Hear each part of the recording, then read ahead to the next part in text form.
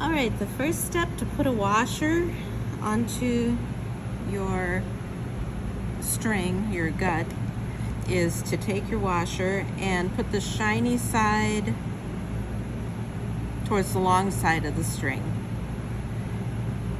and just put it through the hole like that. And you want to have it a good inch and a half away from the end. And then you'll take just a cigarette lighter and kind of touch the end of it. It'll kind of blossom at the end, and you want a good solid end on it, so you burn it quite a bit. And I'm gonna do it probably another time, just because I like to make sure it's got enough of an end so it's not gonna pop off. And it helps, I don't know, you can do it a couple different ways. Sometimes I like to start with the flame a little bit further in and then work my way out from there. So that's a pretty good end on there.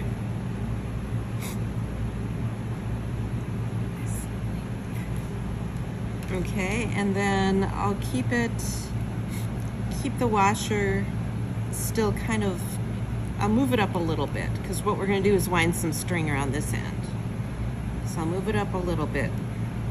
And if you have a clamp at home or a vise like this, it works really nicely for winding that string around. If you don't, then I would suggest maybe having another person just get a good grip on this end like I'm doing, as close to the washer as possible. You'll have to be gentle so you don't bend it too hard, because that'll break the core, and we don't want to do that. So I'm going to take this, and I don't want to tighten it super tight, but just a nice kind of snug fit right up against the washer. And then I've cut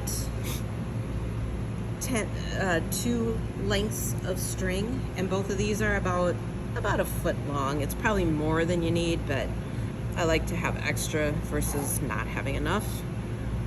And I'm going to take and grip it close to the end like that.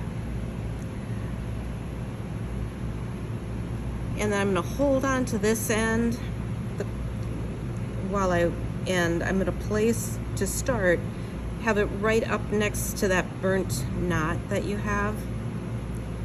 Hold on tight to the short end, and you're going to just wind it around about 8-9 times. So there's 3, and I'm still pulling tight on the short end. 4, 5, 6, 7, 8.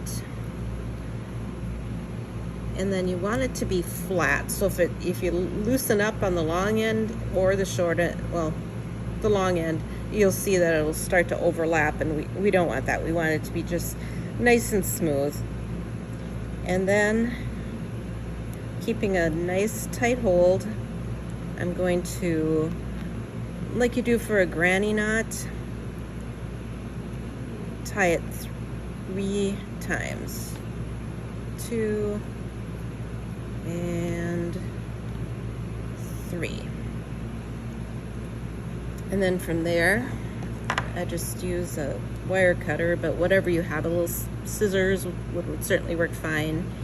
And I'm going to cut it about 1/4 inch or so from the knot that was just made. And then I take it off the vise, and I'm going to just hit it real quick with the flame on this lighter.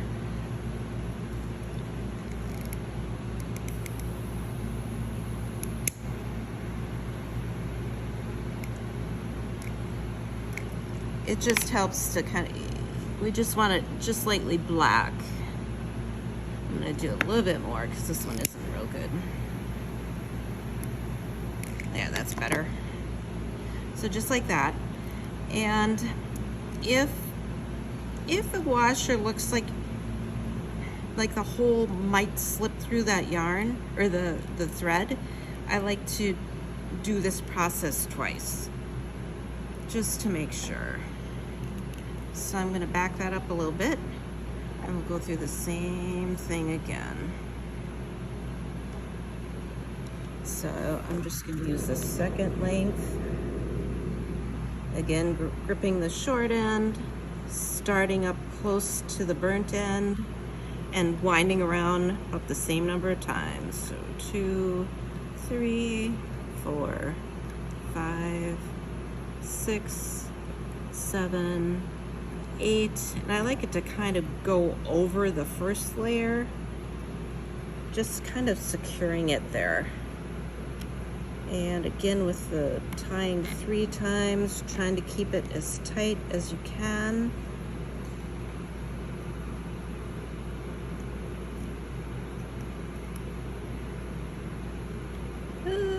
Lost my end. Sometimes that happens.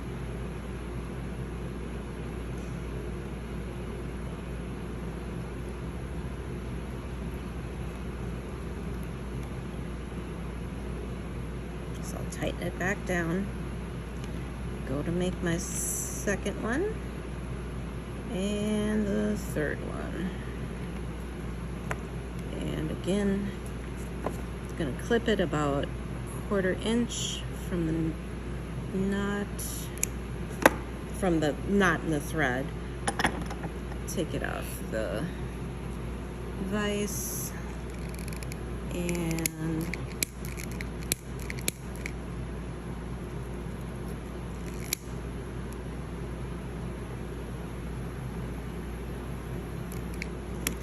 got to be really careful when you're doing the burning so you don't singe the thread that's, you know, on the wound part next to the gut. And then I just put my washer up next to it, the thread, and that's it.